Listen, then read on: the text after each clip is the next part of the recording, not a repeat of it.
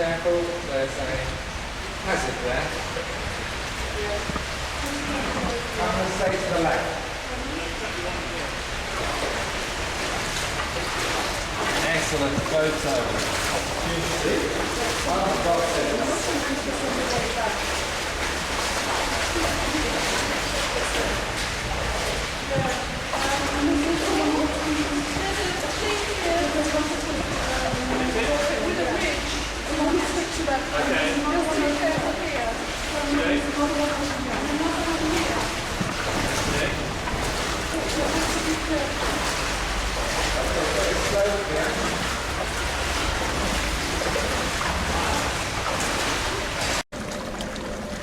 for the historic record, the first time I talked about restoring this area was a very good presentation I did in 1995 to Lewisham Environment Trust. And then from 2000 to 2007 I was on the board with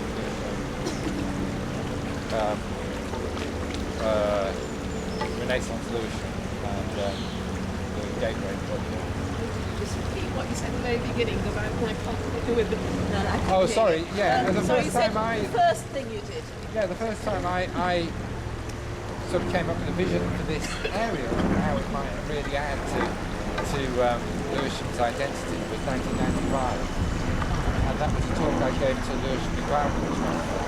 I had been invited on to after we set up Quaggy Waterways Action Group, and they were very interested in that. And it was a brilliant day. It was their AGM and they had over 100 people come. And that kind of vision has always, you know, it's always gone down really, really well. And it was 2000 to 2007 that I was on the board for Lewisham Gateway. So we probably ought to just record the fact that we are now in 2012, it's January, and the Gateway project was due to start in 2007 and finish this year. So it's a big, you know, long time now, and nothing's happened. Anyway, there we go. Massive potential. Not realised. So let's get moving. But have you got a picture of that deer? I have. I'll get a close-up. I think that's a new indication of people interacting with the river and recognising it's there and recognising that it's a river and not just a dirty drain. I think it's brilliant. There's another one down in Brookville Park that's been there for about 3 years. The bear and the fish. The bear and the fish. Yeah. And it's lovely. Yeah. There's another one. Right, should we Right, let's get on. get cracking with the what's it? I just want to go across and show us a picture. Level, lots of level changes. If these were evened out, then you could get apparently there is an issue. I mean, obviously it's a science, but there is an issue about levels and sediment regimes being stable, which needs to be considered when you're restoring rivers. Right, let's go. Yep. Can I suggest we stick to the sides walking up here? Just to give you two bits of history. One is around the police station, which who knows when that was built? Turn of the century, I think it was. 1856. Something like that. It was The police station. The police station. Oh, the police station. Sorry, I thought you were talking about turn of the century. Millennium. that was 19. Spot on, Maria. Yeah, 2001, 2002. I mean, it had been an empty site for a long time, and Quag had talked to the police way back when they bought it, 5 or 4 years earlier. Anyway, that was during the time when the Urban Renaissance Lewisham Gateway Board was in progress, and so it came up on that. The thing to note is that there is money set aside for opening up the river in front of the police station. Something of the order of 100 grand. it was going to happen at the time it was built, but there was arguments with the planning department and Transport for London, and it was felt by the board that it was silly to do something here without integrating it with the grand scheme for the whole gateway. So that money should still be there, so don't ever let that go missing. Well, it should be with Lewisham Council.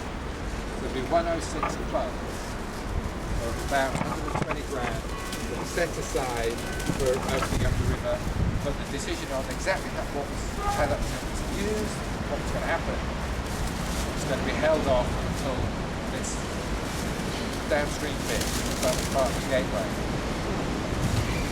And the gateway bit includes the park, Quaggy Gardens. Now the real issue that QWAG had with everything, even given how awful it all was that the road in the gateway scheme will be moved right up against the river.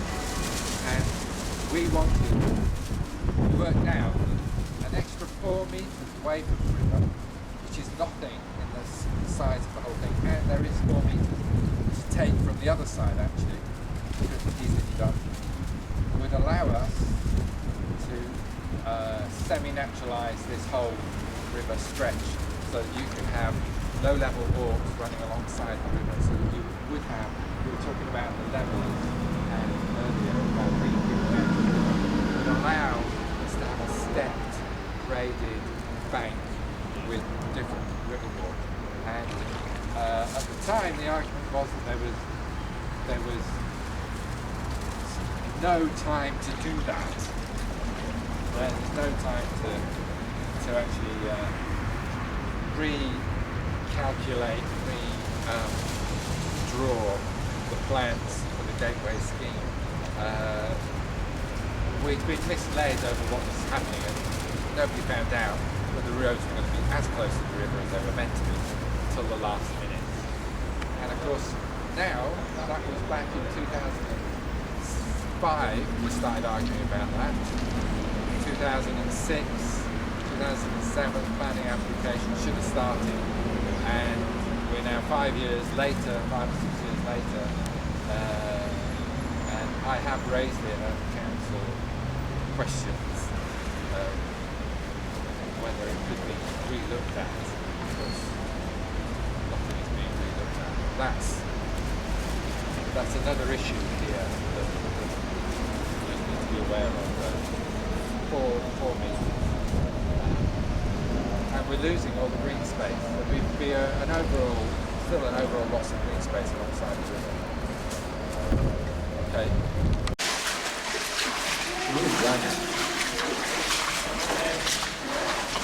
Ooh, this is low.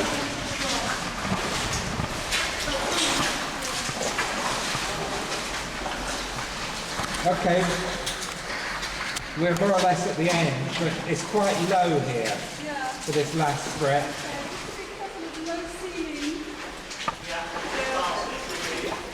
And there's some levels. Everybody's going to be okay.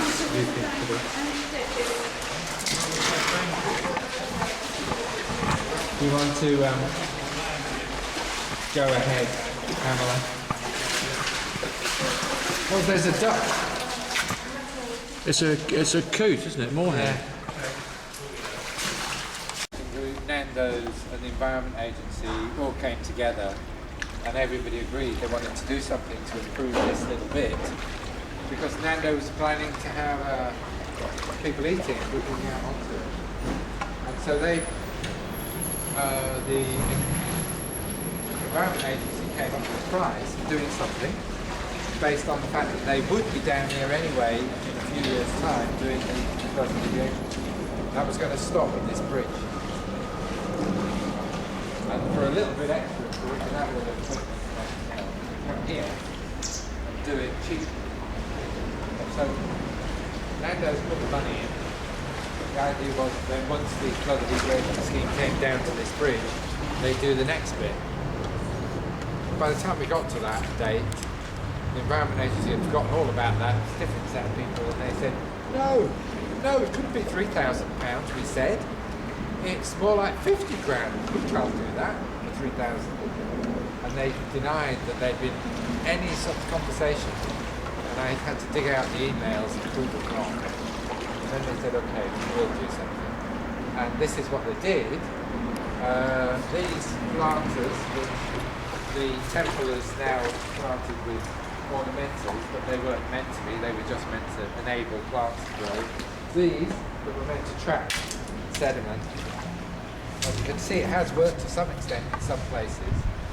And these on the wall, which were meant to and give sun perches for some plants to grow. And I really thought it would never ever work, but you can see in places now, how many years later is that? That would have been done in about 2007, I think, this work. Let me just double check my little bit of notes. Yeah, 2006 that this was done. So we're talking 6 years later, and we're at last seeing some proper plants getting established in some places. Do you know what that is? So I'm kind of impressed. What probably went wrong is that we mapped out where we had seen sediment drop in this channel. And that's where these big things were put. But what we didn't take into account was that they were going to change completely the levels upstream.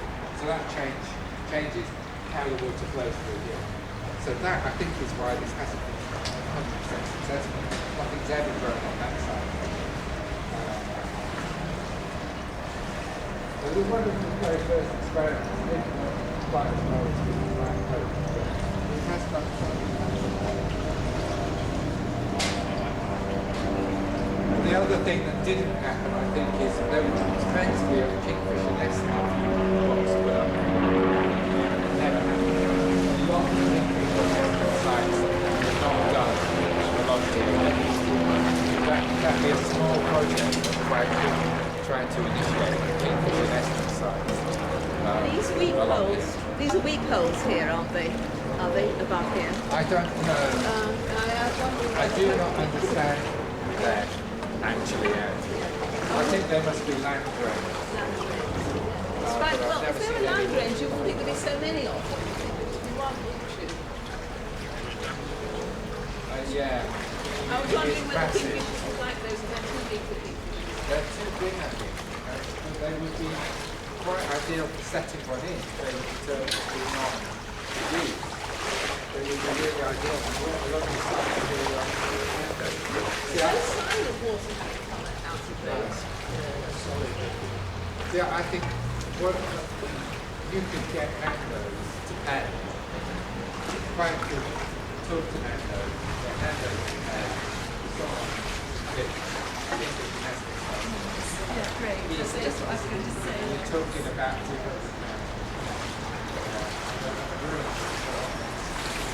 Great.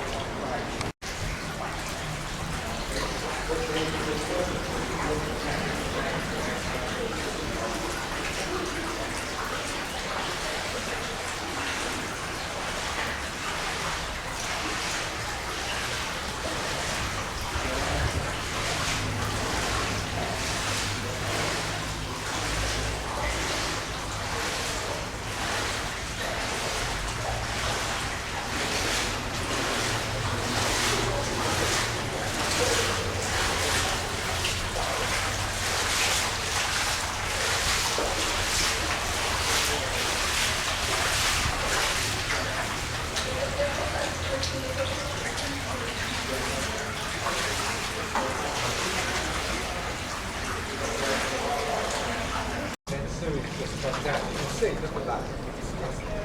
That's stuff oozing out at various times. Does that still happen? Well, at the moment it's not happening, but it has happened since this was all done. Thames Water is now responsible for clearing, keeping this sewer clear. Is it sewage? Yes, that's a toilet. Right. That's a toilet. Those next to you, plastic ones, the new ones, they're toilets. Lovely. So if it gets blocked, the sewage comes out here.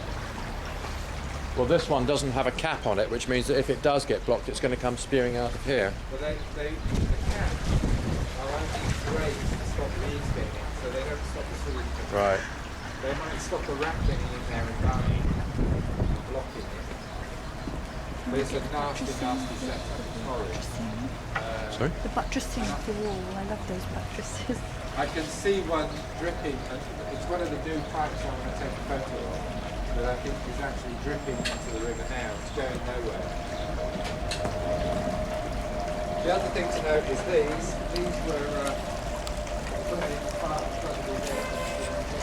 This was one massive big drop, a blocked fish passage. This was put in really to enable fish passage. I think we might have gravel deposited here, and then we might have something growing in this area. Concrete seems to be a waste. And I think another small project might be to just smash out some of this concrete, create some holes. Well, with a, not really. Just laid on top of something, so it come out quite easy. If you created some holes and gravel them, then that would place a hole.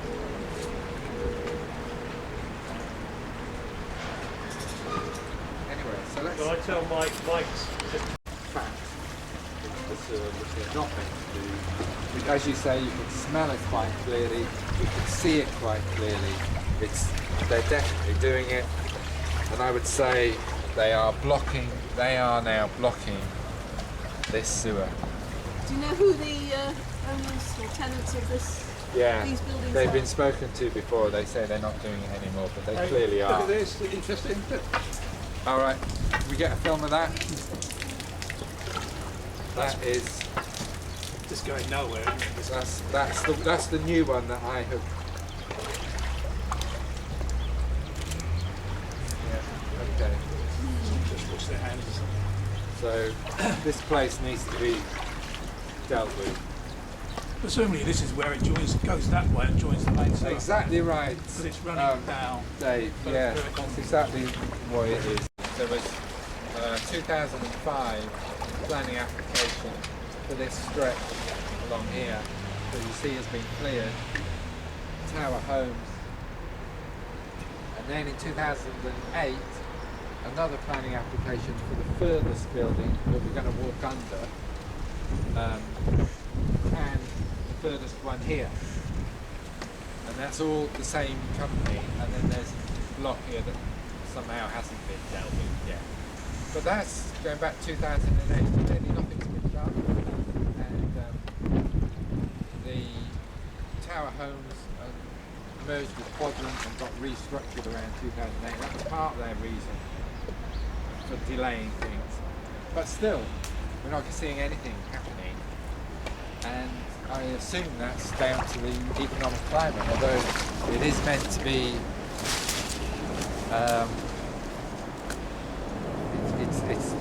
it's meant to be affordable housing, so I don't quite know how that works. I would have thought that the economic climate doesn't affect that so much, and indeed prices for builders are much less now, so it's quite a cheap time to build. So maybe it's never going to happen. But so who mentioned 6 years for planning applications? Yeah, 2008 planning application, 6 years on. That's 2014. So we need to. QWAG needs to watch this one.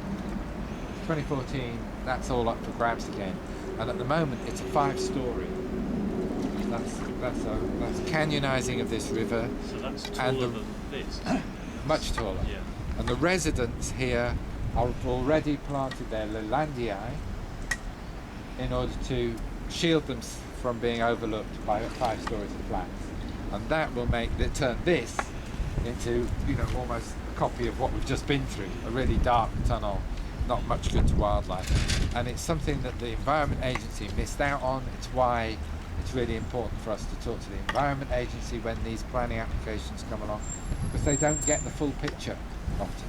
They don't get it that although light is coming from this side of the river, so they'd say, oh well, this won't block the light at least, but of course all the residents are going, well, I don't want to be overlooked, so they're creating a great big dark wall along here.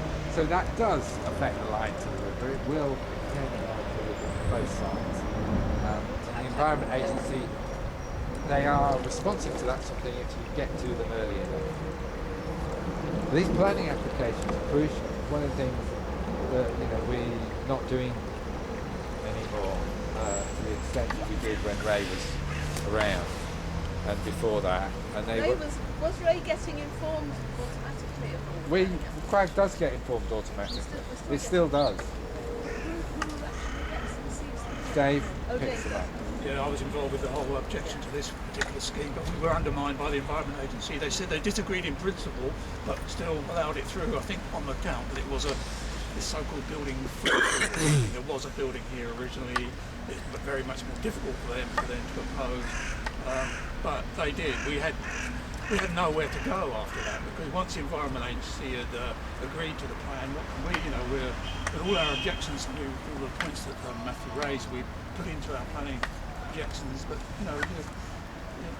it's hopeless. It's always a hard dealing with planners anyway.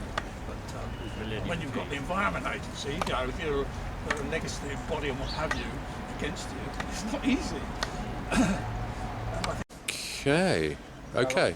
I was going to say, all through this section, when they did the flood alleviation scheme, they put some very interesting in-channel enhancements to try to create pool riffle sequences. You can see that even though it's semi-natural, as you look down here, it's fairly flat. No pool riffle sequences. And so they bolted logs down, and they were worked out by an academic, I think up at Manchester University, how they would all work. And they all worked very, very well. But one of them down there, just upstream from my property, had a problem with the bolts, with the thing lifting and then pulling the bolts out and catching a lot of rubbish. Two of the residents got very upset about the rubbish there, and as a result they hoiked it out. That pissed me off big time, especially given that one of them was one of our longest supporters, Laurie, and it just highlights this issue of trying to think about things and what's happening. There was a lot of confusion about what the right thing to do was there. And I think we needed to fix it so that it stopped catching litter rather than point it out. And it was an issue of communication, not only between the group, explaining to members of the group what might be the best thing to do, but also the Environment Agency. So these people, and Dave was involved in this too, contacted the Environment Agency, but they spoke to the maintenance team. The maintenance team, that's like the cleaners at a nuclear power station, and asking them about changing some of the nuclear power roles. The result was, they said, yeah, take it out, it's probably in the way. And so they got permission to take it out. Now we all know that last year, those same maintenance teams were trying to hoik out another one of these bolted down logs, and it was highlighted to them by someone who'd come on one of our walks that they were there for a purpose, and the maintenance team assumed that the logs had been put in by QWAG, and they got all uppity with QWAG and myself for not having told them about it. And it was a really quite an amusing back and forth as they carried on this assumption that it was QWAG's logs that would be, that it was QWAG that had put these enhancements in and had not told them about it. In fact, it was the Environment Agency. So there is another important role of QWAG, is to actually maintain even communication links within the environment. Yeah, that's not natural, is it? No, that's a Christmas tree. No. I'm talking about the log. Yeah. They've just probably fallen. There's the bolt. Oh, fantastic. Well, Called Christmas. except that Called a I think Christmas the issue tree. with the other one was that those bolts kept rising. Oh. And that's, but I think they could have been fixed down properly, and that's what should have happened. And it's terrible because we lost a lot of feature down there. There was really excellent full riffle sequence features down there, which are now gone. And, these have been, in some places further upstream, we'll see incredibly successful. But what's sad is that the Environment Agency, they do these things, they then have no idea that they've done them. I've got some drawings where they were placed and how they were meant to be done. The drawings make no sense, they don't match up with what's actually been done. The Environment Agency knows nothing about it. There's no follow-up, so there's no repeat of it. We've got stuff that's been really successful somewhere, and then we've got to go, right, let's do it again. Right. Just pick for that.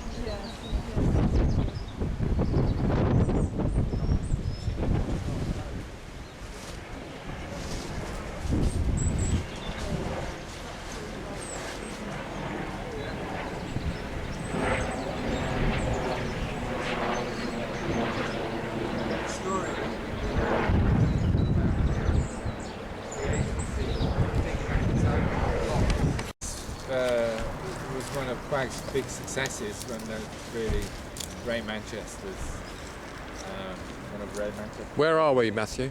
We're got the A20 Lehigh Road over here, and it was a big development. The site used to be a car showroom, and for many years there was some back and forth about what was going to be built here, and always very resistant to doing anything for the river. So the river wall did go right alongside the river before. You can see the edge of it there. You pan round. There's where the wall was, the remains of it. And eventually though, they took on board Quag's suggestion, a really excellent letter by Ray Manchester laying out the various options and what the advantages would be of creating a naturalised stretch along the river. But they went for it. Unfortunately, there was another problem with communication within the Environment Agency. So the Environment Agency had also been fighting for that. But when they came to do their flood alleviation scheme down here, before this was built, but after everyone had agreed that this would be naturalised, the Environment Agency started building this whacking, great big, huge flood wall right alongside the river, replacing the one that was there, instead of setting it back, as everybody had agreed it would be. And we had a meeting here, and initially lots of people said, no, we can't change it. The Environment Agency said we can't change it. The Lidl's, or the developers, said they couldn't change it. But with a note to the head of flood alleviation, the area manager at the Environment Agency, that changed. He went berserk apparently. And they knocked down the wall that they'd started building, and they built this one along here. It has actually been rebuilt again by the developer, but the main thing was that it was all agreed then that it would go along here. It would have been very hard to have reversed it once the Environment Agency built it right along there. So it was another case of Quag needing to keep a watching brief, stop things going wrong when we thought everything was going to go right. But I am a little disappointed that at the end there, the residential part, which had a nice big sized garden, hasn't been landscaped like this, so that they've got something like this to enjoy and play in and actually get down and access the river. That seems a big mistake, and it's not like they've made themselves secure or anything, because as we've seen, it's very easy to climb over into that garden.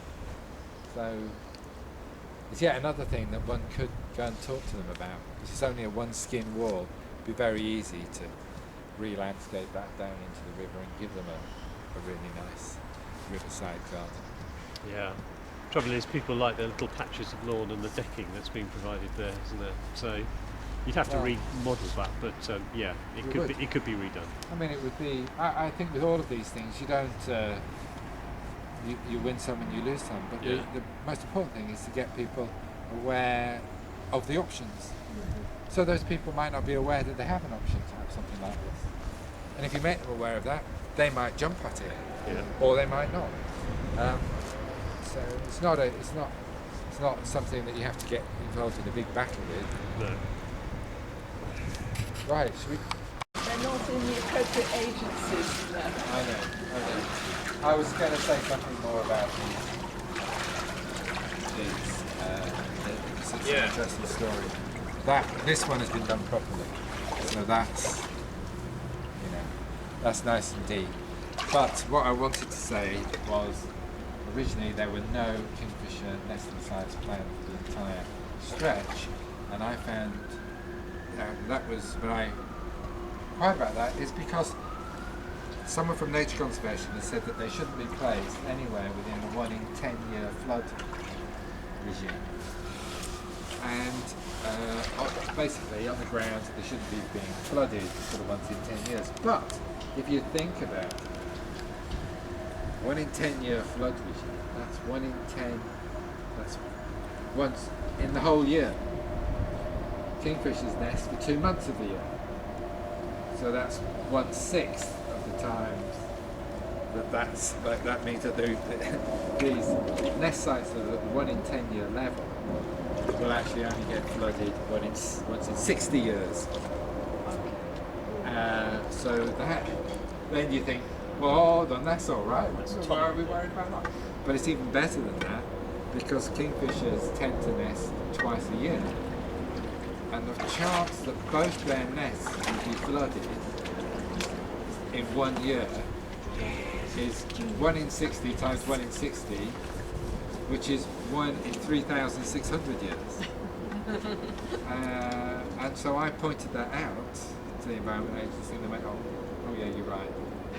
Put loads of nesting sites in. But by that time, again, a lot of it was too late. So this bit of brick wall was done late, so they'd done it properly. The ones we looked at down there had already been built, and they came in and just tried to jackhammer them out. And that's why they're not deep enough, because there's sheet steel piling behind it. But that's the story behind the kingfisher nesting sites. And it's just another example where you think the Environment Agency has got all those experts, will do it all right, QWAG comes along and puts them right on something. Just shows the importance of QWAG. The role it can play, just questioning it. That could be used.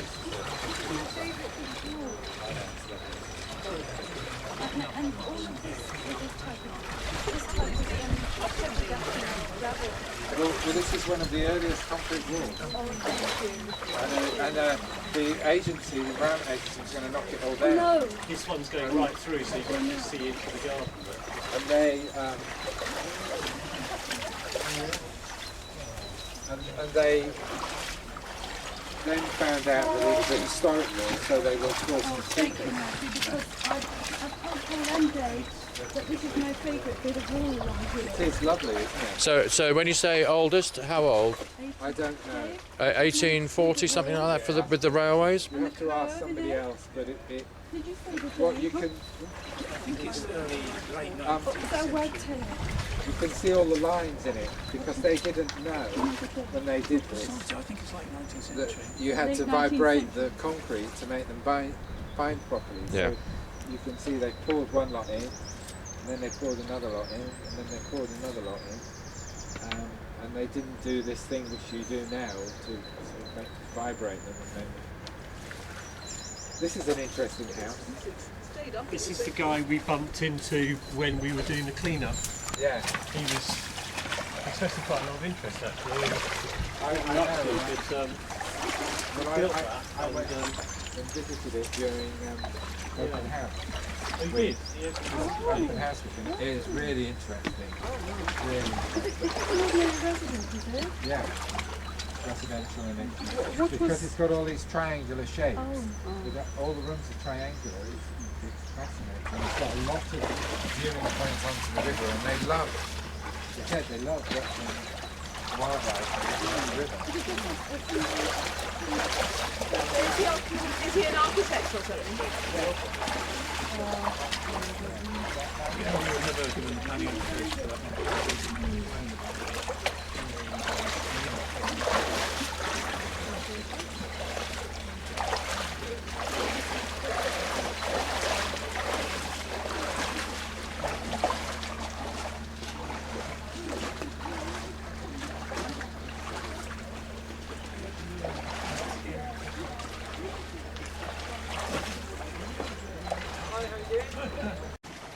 Along with the loss of the railings, and then after agreement was made for that in a meeting, the Environment Agency, or Peter Remain, who was running the project as a consultant, and Louise Holland, who was representing Lewisham Planning, decided that they couldn't do it. I think there were some health and safety arguments that they tried to put forward for it. But it's very sad. It's a massive loss for the park. The park really makes use of the river and runs to the point. And yet it should be a riverside walk, this. There should be a riverside walk, and it doesn't feel like it at all. Unless you actually get in the river. It's very, very wrong and sad. So, where was the point at which that could have been turned into something good as opposed to what we have now? Well, I think we had discussions around 2004 to 6, wasn't it? Yeah. Maybe, all right. It was towards the end. Yeah. Because the reason why we knew it wasn't happening was the machinery was all disappearing off the site, and this wall was staying here. And a local man living in the house behind me, he got in touch with us and said, what was happening? Because our understanding was this was going to be graded. But once the machinery was all being taken away, had been taken away, but nothing was there for going to happen, because it's reasonably cheap to do when you've got everything here and the labour force and what have you, but to bring it all back again. The terrible thing was that we had discussions in 2005. Yeah. And we had thought that we got that agreed. It was, I think, in the rescinded. they rescinded and again, they reneged on us. They did. But there was, I think, to answer your question more fully, probably to be involved a couple of years before that. It was a real issue with the flood alleviation scheme in that we were very involved way back when we changed the scheme from channelizing to stormwater storage. We had a very different plan for this part then, where a new river channel was going to run through the middle of it. And we thought all that was going ahead, and it wasn't until the scheme was really underway. And we realised things would change, a lot of the plans had changed, and we came back to the agency and said, can we have some meetings to discuss some of the detail?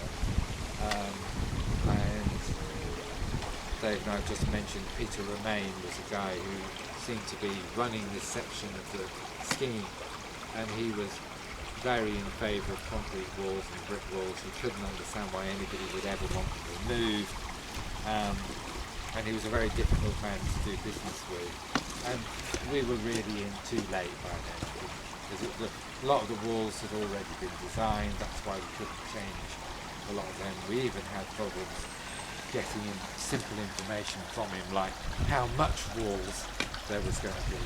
We had to go to the top of the agency. It was a sad end, really, of the involvement with the scheme. The sad thing about this, it was on the planning application that was accepted that this would be removed, and then lo and behold, suddenly, at a very late stage in the day, unless you've actually got somebody there on their board or something that's watching the minutiae of what's going on all the time, they're going to be able to get away with things on board. And various arguments they use. With the Ray, we had quite a lot of correspondence with Louis.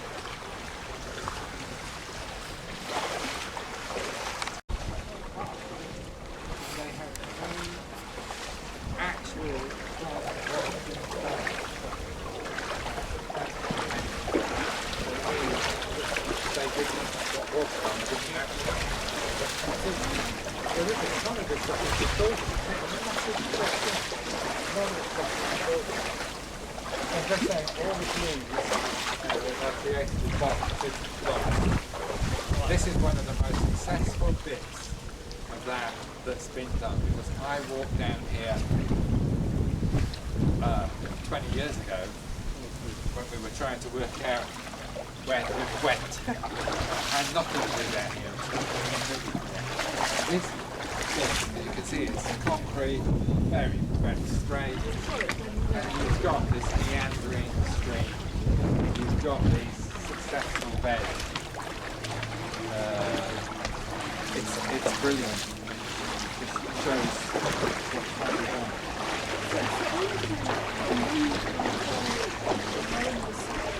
Yeah. This has been around for a long time. This has been around it's probably been around 2005. So this is about 6 or 7 years worth of Yeah. Yeah. It's been.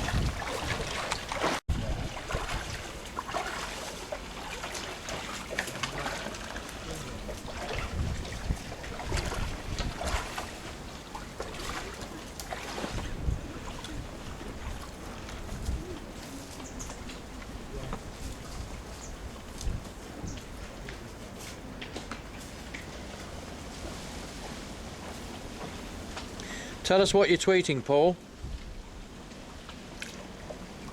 I'm tweeting that this is a great example of habitat creation in the river, where you bolt down logs into the river, actually onto the base of the river, and over time that helps create habitat because things become attached to it.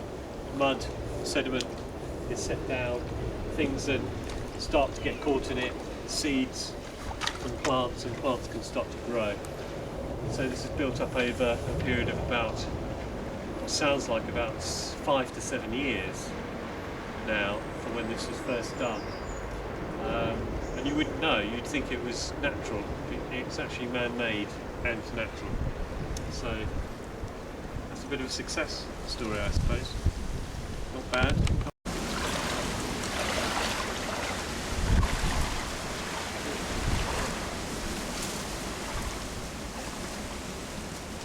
to notice there are Yeah? very deep water. Very deep water.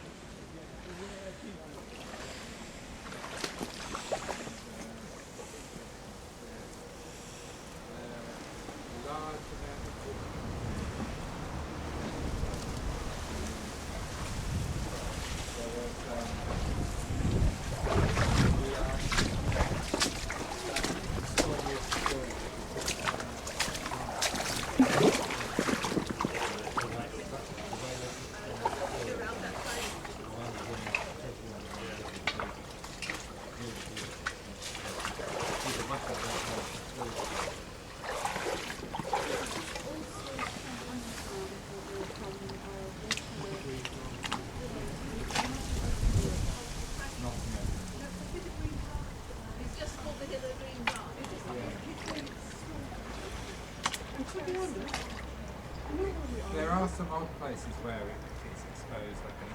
Maybe even on the Green Triangle. Is this wadable up here? Some of the way, yeah.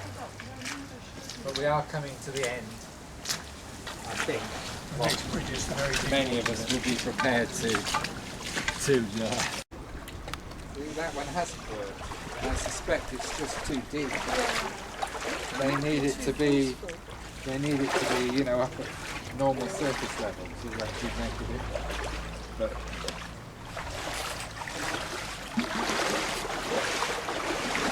it's just so interesting that the Environment Agency is literally unaware of it, and you'll have the maintenance team coming down trying to remove that.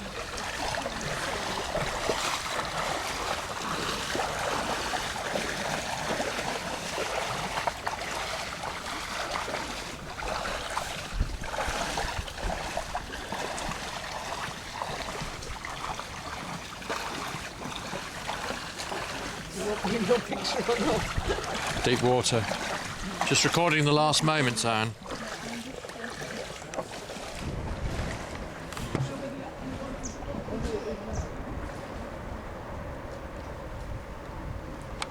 Okay.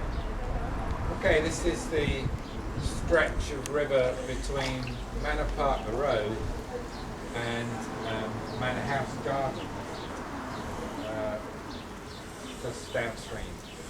What's interesting about this is that it was completed before we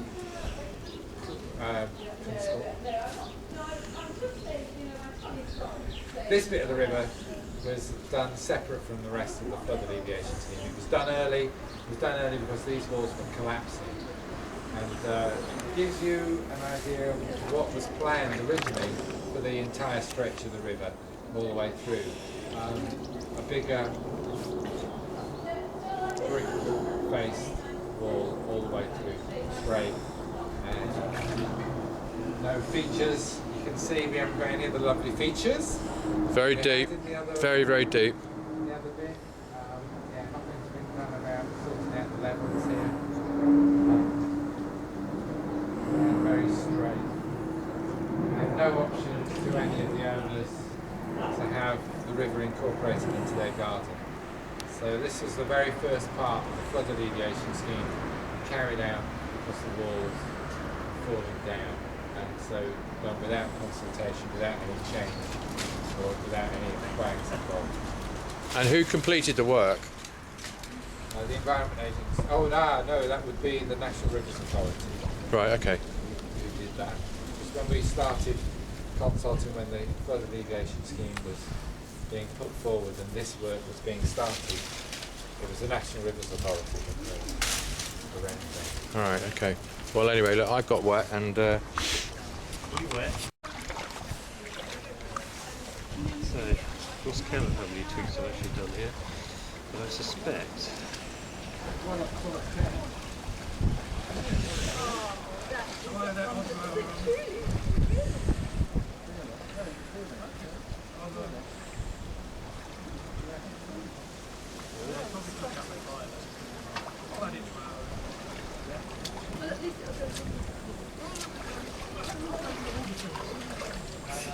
kind of wallet. Is that a wallet? Yeah. Does it have any money in it? Yeah. You're joking? Change. More change. Well, that should swell Dave's coffers, shouldn't it? That's what he's excited about. Are there any ID cards in it? It's not Claire Smith's by any chance?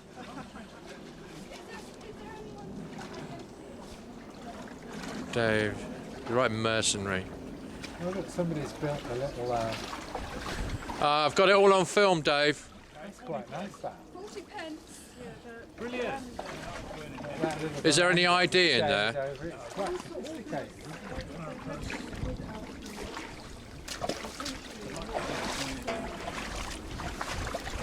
Look at that. 20. 40 pence. And how long's that been there, do you think? Who can say this thing would rot down? It could be months, couldn't it? Not Could be months, could be necessarily years. Yeah. Okay, so that's phase 1 finished. Hopefully 3 phases. We haven't gone as far as we thought we would, but we started in the centre of Lewisham, and we've worked our way all the way up through this park and up to Manor Park Road, where the river became a little bit too deep for us. I think we've seen lots of different things. We've seen lots of concrete channels. We've seen some concrete channels with some features that have been put into them, the bolted down logs, and how successful some of that has been. We've also seen odd places where those bolted down logs haven't worked. We've seen some bits of the river underground that none of us will forget. Some really horrendous pieces of the river. So we've seen a lot of contrast today. I think that's probably Yeah, and so where are we going to go next time? So next time, hopefully we shall start in Manor House Gardens, which we almost made it up to.